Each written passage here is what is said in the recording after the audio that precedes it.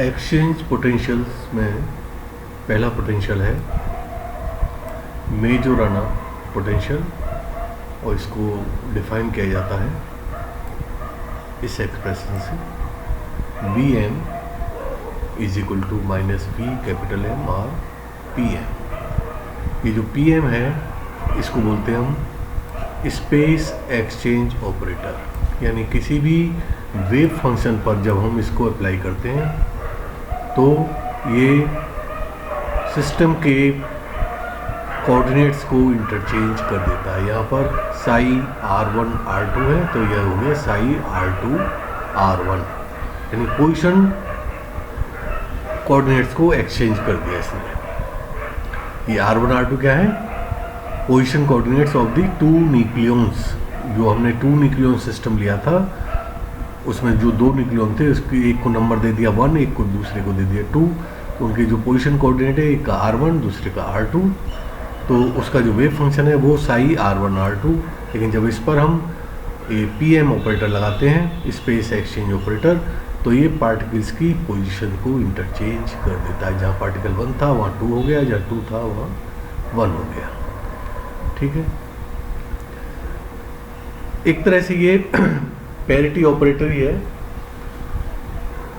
In a two nucleon system, exchanging the two particles bring a reflection about the origin।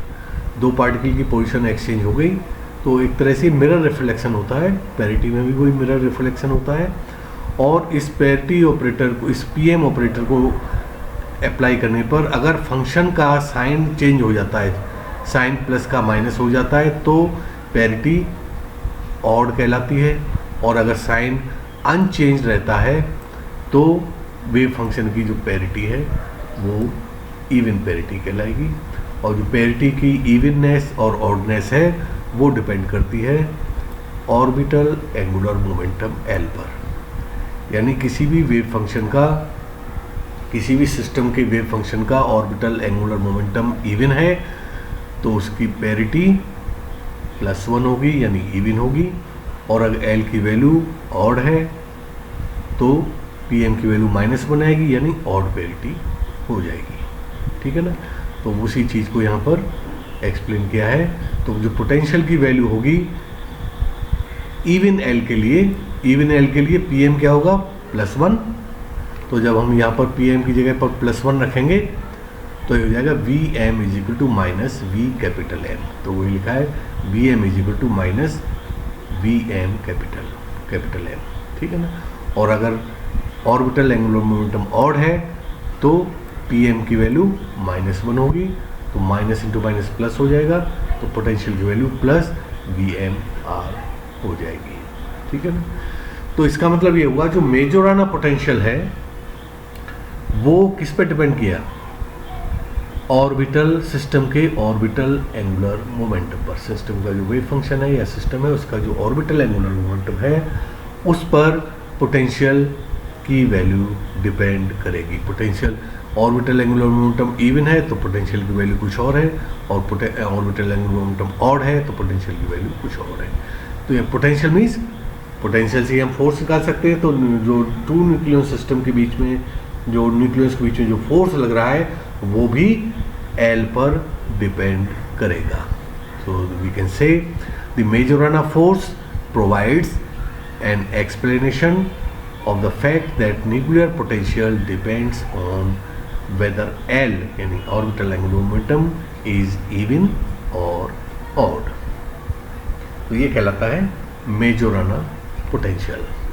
इसके बाद second exchange potential है Bartlett potential. तो इस potential को भी हम डिफाइन करते हैं इस एक्सप्रेशन से। बर्टलेट पोटेंशियल है तो यहाँ सफिक्स में हमने बी ले लिया, यहाँ की स्मॉल बी, यहाँ कैपिटल बी। तो potential V B is equal to minus V capital V R P sigma. वहाँ पर जो ऑपरेटर था वो क्या था? P M. मेजोराना पोटेंशियल था तो उसकी जगह पी एम लगा दिया, एम सफिक्स में। बर्टलेट पोटेंशियल है क्योंकि ये स्पिन पर डिपेंड करता है तो यहाँ पर हमने सिग्मा लिया है। ठीक है ना, तो यहाँ ये पी सिग्मा क्या होता है? P sigma is the spin exchange operator. यानी जो दो पार्टिकल्स हैं, particle 1 and particle 2 in two nucleon system, तो ये ऑपरेटर जब उस वेव फंक्शन पर हम अप्लाई करेंगे, उस सिस्टम के स्पिन वेव फंक्शन पर जब हम इस ऑपरेटर को अप्लाई करेंगे तो ये पार्टिकल्स की स्पिन को एक्सचेंज कर देगा। यानी जो स्पिन पार्टिकल 1 की थी वो 2 की हो जाएगी और जो 2 की थी वो 1 की हो जाएगी। इस ऑपरेटर की जो वैल्यू होती है P sigma is equal to 1/2 into bracket में 1 प्लस सिग्मा 1 डॉट सिग्मा 2। और जब हम इसको किसी ये काई सिग्मा 1 सिग्मा 2 इस ऑपरेटर इस वेव फंक्शन पर जब हम अप्लाई करते हैं तो ये क्या करेगा, ऑपरेटर इन स्पिन्स को इंटरचेंज कर देगा। काई सिग्मा 2 सिग्मा 1। तो यहाँ पे काई क्या है, काई is the spin exchange spin dependent part of the total wave function of the nucleus whose Pauli spin matrices are sigma 1 and sigma 2। ये sigma 1 और sigma 2 Pauli spin matrix कहलाती है। अब जो बर्टलेट पोटेंशियल है उसकी वैल्यू क्या होगी, स्पिन जब दोनों पार्टिकल्स की स्पिन एंटी पैरेलल होगी तो टोटल स्पिन सिस्टम की हो जाएगी 0, और जब दोनों पार्टिकल्स की स्पिन पैरेलल होगी 1/2 प्लस 1/2 तो टोटल स्पिन हो जाएगी 1 सिस्टम की। तो जब सिस्टम की टोटल स्पिन 0 होगी तो वो सिंगलेट स्टेट कहलाती है, और टोटल स्पिन 1 होगी तो वो ट्रिपलेट स्टेट कहलाती है।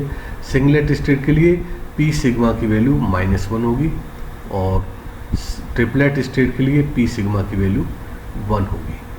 तो जब स्पिन 1 है पूरे सिस्टम की, 2 न्यूक्लियन सिस्टम की, यानी स्पिन पैरेलल है तो पी सिग्मा की वैल्यू 1 है तो यहाँ पर माइनस ही रहेगा, तो पोटेंशियल की वैल्यू हो जाएगी V B is equal to minus V capital B are.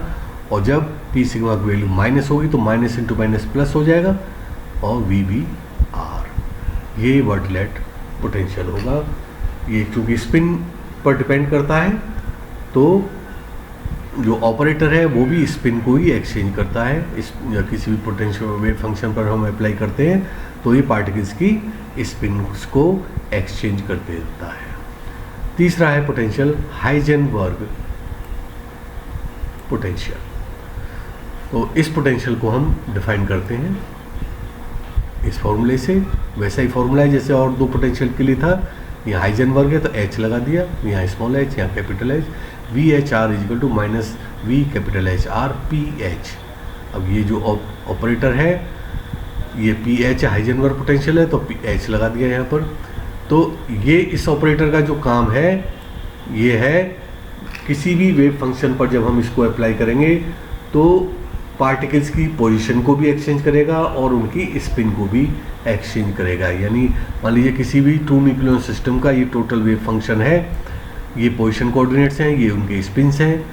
तो जब इस पर हम इस ऑपरेटर को अप्लाई करेंगे तो देख लीजिए यहाँ R1 R2 है, यहाँ हो गया R2 R1, यानी इस पोजीशन एक्सचेंज कर दी और उनकी इस यहाँ स्पिन्स हैं सिग्मा 1 सिग्मा 2, यहाँ पर होगी सिग्मा 2 सिग्मा 1, स्पिन को भी एक्सचेंज कर दिया।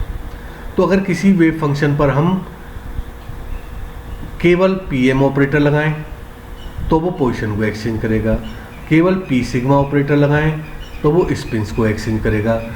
दोनों को लगा दें साइमल्टेनियसली तो पोजीशन भी एक्सचेंज हो जाएगी और स्पिन भी एक्सचेंज हो जाएगी, और यही काम PH ऑपरेटर का है। तो यानी हम लिख सकते हैं PH operator is equal to PM operator dot P sigma operator, यानी दोनों का प्रोडक्ट इस PH ऑपरेटर के बराबर होगा।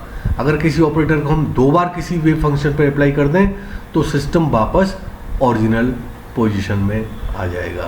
तो P sigma square is equal to PH square is equal to P sigma square is equal to PM square is equal to P sigma square, यानी 2 बार apply करने पर सिस्टम वापस अपनी ओरिजिनल कंडीशन में आ जाएगा।